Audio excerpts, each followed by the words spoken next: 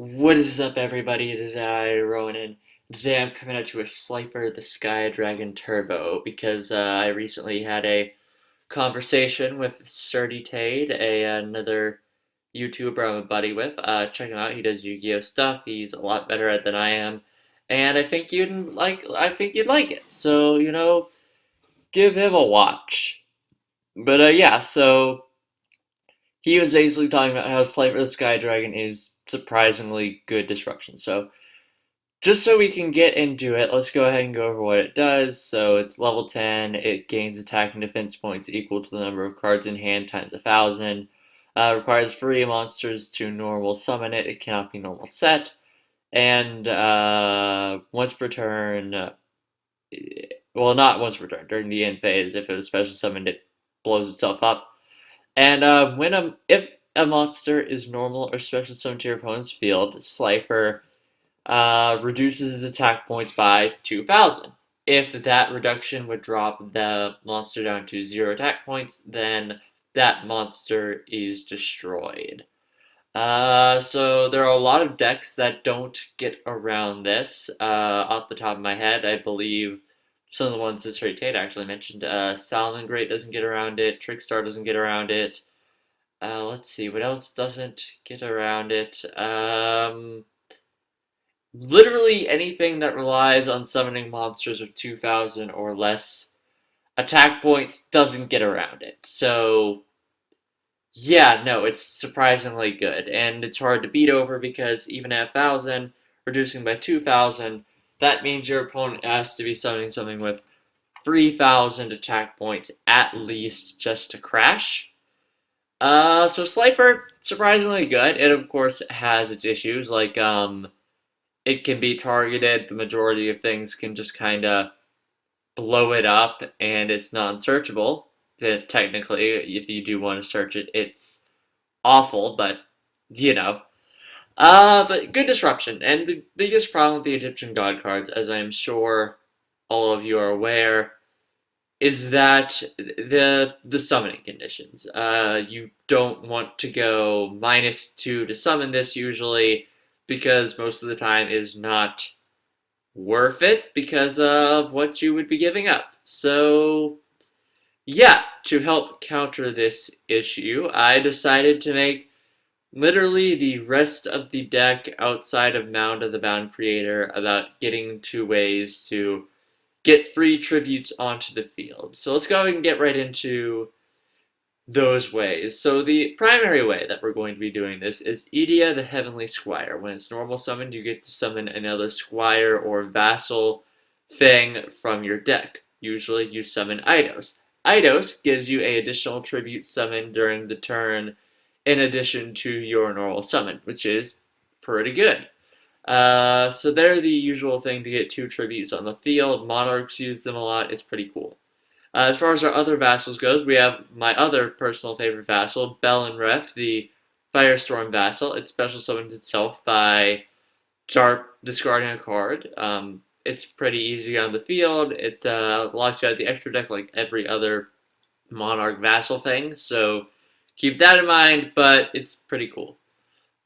We also have Mithra, the Thunder Vassal, which special summons itself from hand by giving your opponent a token. I would say you could probably replace this one if you could find a different special summoning condition that you like. But this one's not bad as a placeholder, and if you can think of anything else that special summons itself that you want to use, I would recommend using it. Because giving your opponent a token sucks. Beyond that, though, we have a slight Synchron engine with Quick Draw, Synchron, Jet Synchron, and Tuning. Tuning lets you add a Synchron tuner from your deck to your hand. Quick Draw and Jet are both Synchron tuners, so it works out. Quick Draw special summons itself by sending a monster from your hand to the graveyard. Jet can special summon itself back by discarding a card, however its banishment leaves the field. So if you have Quick Draw and Jet, what you can do is discard Jet to summon Quick Draw, discard something else to summon Jet, and right there you have 2 tributes, and then you can just summon Eidos because Its extra tribute summon effect applies whenever you normal summon or special summon it. So it's pretty good. Beyond that, though, our final monster is Jester Confit, and not much to say about this one. It just special summons itself from your hand. That's all it does. All it really needs to do as well. So it's pretty perfect tribute fodder.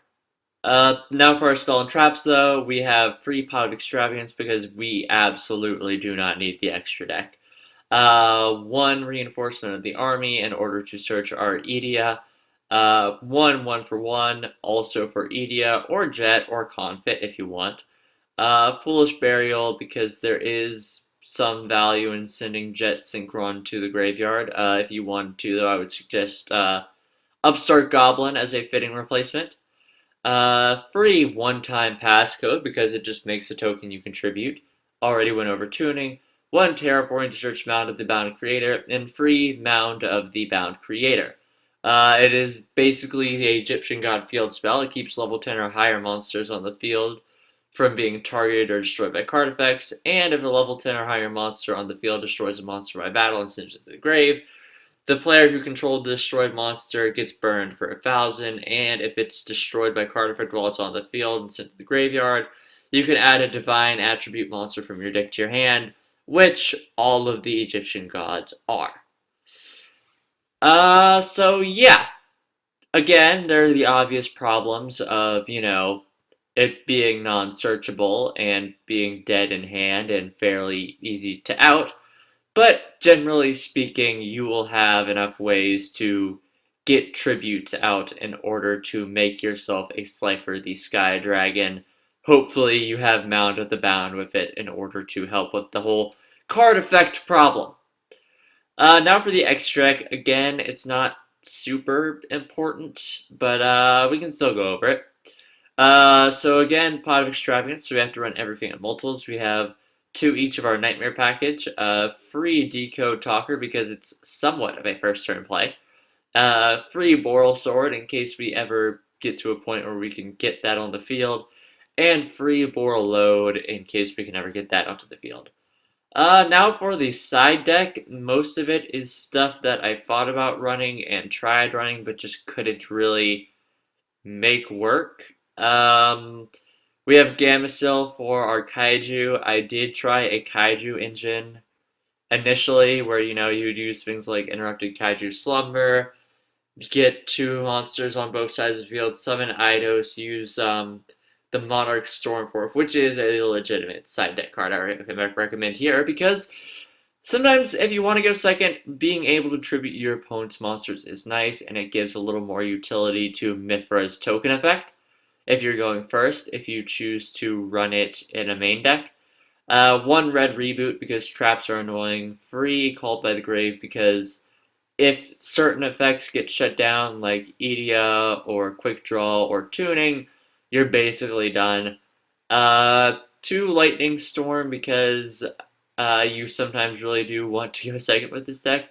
And free Ash for some hand traps. However, depending on how you want to run this, I would recommend sort of thinking about your ratio of Ash to Lightning Storms, because one will definitely be more important than the other, because there are multiple ways to try to sort of run this. But yeah, all that being said, that's the deck. It basically just gets Slifer onto the field. That's all it really does, and that's all it's meant to do. But yeah, if you're new here, we go over a couple replays. I show you what I liked about the deck, what I didn't like, what I think was good, what I think was bad, etc., and so forth. And yeah, all that being said, I will see you all in the first replay. Alright, one of the first replay of Dracorex 24. We are tab as usual.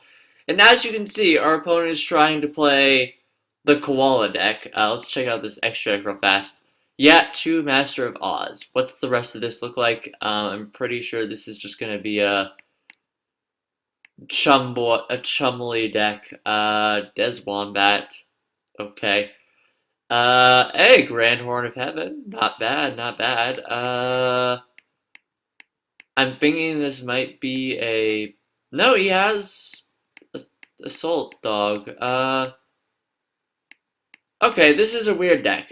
This is a really weird deck. Yeah, okay, this is strange. But, so this is basically the one time I got the deck to work ideally, but let's go ahead and get right into it with our opponent going first. They're going to summon a Vampire Koala, set a Mystic Walk, and pass. Obviously, a very strong play. However, I think we are going to be able to out it, probably. As you can see, we kind of don't have enough tributes for Slifer at the moment, but we're going to. So we draw the one-time passcode, which is pretty good. So we're able to special summon Mithra, giving him the token. Then we're going to use the one-time passcode. He's going to go ahead and Mystic Walk the token to gain some life points. Then we are going to go ahead and get our token. Then we're going to summon Eidos, which gives us an additional tribute summon. And then we are going to tribute all free for Slifer the Sky Dragon. We are not going to use Mound the Bound Creator yet, so we will be able to attack over the Vampiric Koala, because otherwise we lose to a fucking Vampiric Koala. So yeah, we're just going to do a little bit of damage, activate Mound of the Bound for the targeting protection, and now we basically have our disruption all set up. And now we are on to our opponent, who is going to go and draw the Vampiric Koala, attempt to summon the Desmanian Devil. However, because it has less than 2,000 attack points, it is not going to do anything. Normally he would be able to do something because it was destroyed, however, it has to be destroyed by battle. And at this point, this is just kind of where things start to build up, because we can just start drawing cards and attacking, really. However, our opponent is going to go ahead and just set pass. We're going to be able to draw a few more cards here, thankfully. Go ahead and just do some deck thinning as well. And because of Mound of the Bound, we can still burn for some damage. Our opponent's going to go ahead and pass it up. I'm guessing, thinking that he was maybe going to draw something else. I don't know what. I don't know what he thought he was going to draw. However, at this point, again, we can just sort of keep drawing cards and keep going with this. He is going to activate Closed Forest and set the Vampiric Koala, Closed Forest is a weird field spell. I'm thinking he thought that maybe Mound of the Bound would be destroyed. I'm not sure. However, we are going to just draw again and attack again for game. And that's kind of the deck working well. Generally speaking, you want to try to go first, obviously, given what this deck is, so you can set up your disruption. But you pretty much just summon Slifer and hope your opponent doesn't have an out, I guess. Against sort of non-meta decks, it's fairly strong. Against a lot of rogue stuff, though, it can... Well, rogue and meta, really, it can struggle, and it's sometimes not even that. But you're going to see how that can happen in the second replay. I'll see you guys there. Alright, welcome to the second and final replay with Big Idiot. That's how he chose to spell it and pronounce it. That is not my choice. And he is playing a Ancient Warrior deck, and he has opened somewhat okay. We have not opened okay because, as you can see, we don't got no Slifer in this hand. However, we are going to go ahead and just get right into this. So we're going to activate Tuning. He is going to Ash it, which kind of stops the quick draw jet synchron play I was planning. So we are just going to go ahead and discard Eidos to summon quick draw, special summon our Confit as well. Then we're going to normal summon our Flame Vassal. We can still access the extra because we did not summon it with its effect. And we're going to make Decode. And then we're going to use Eidos' effect to go ahead and summon something pointing for Decode, our Bell and Ref. And yeah, so that's not a strong first turn play, but it's a first turn play we can make, and our opponent's just kinda gonna go off here. Doing Ancient Warrior things, and it's going to suck for us. We got to use Decode though, so that was pretty cool. And yeah, he's just going to go ahead and attack. He gets to summon the Cowday. And we are in a rough position here, as you all can tell. We did get the Pot of Extravagance, which is helpful. Rhoda for the Ida. For the Eidos, we're going to go ahead and get a Mithra. At this point, we're just really setting up a defensive wall because we don't have access to our extra deck, which is unfortunate, and I didn't realize that Cowday could just attack over Idia and be done with it. That was my bad. So yeah, he's going to go ahead and get a summon, bounce back the Mithra, bounce back the Eidos, and then just attack for game. And yeah, so, that's the biggest problem with this deck. Sometimes you just don't draw a slifer. Because I didn't want to say, oh, I can search it by popping my own Mound of the Bound Creator. Yeah, there's a lot, like I said, lots of problems with this deck.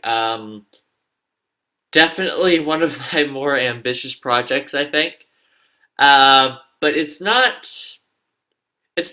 fun, at least. Like, getting Slifer out can, well, somewhat consistently if you draw it, and being able to just disrupt certain things. Like, example, getting Slifer out against this deck actually would have been pretty sick. Because nothing would have really survived. But, yeah, so that's the deck. Like I said, definitely more of a casual sort of hanging out, doing something wacky type thing, but still a fairly fun deck to use, and I would recommend I don't know. If you're a very casual player and you just want something that would be wild, fun, and honestly probably really cheap outside of the extravagances, I'd say try this out and you'll probably have a good time. But yeah, all that being said, let me know what you think of the deck, if there's any ways I could prove it, as well as if there's any decks you want me to try out next or another time. I'm perfectly happy to take requests. And yeah, like if you like, comment if you have something to say, and subscribe if you want some more. This has been Ronin, signing off.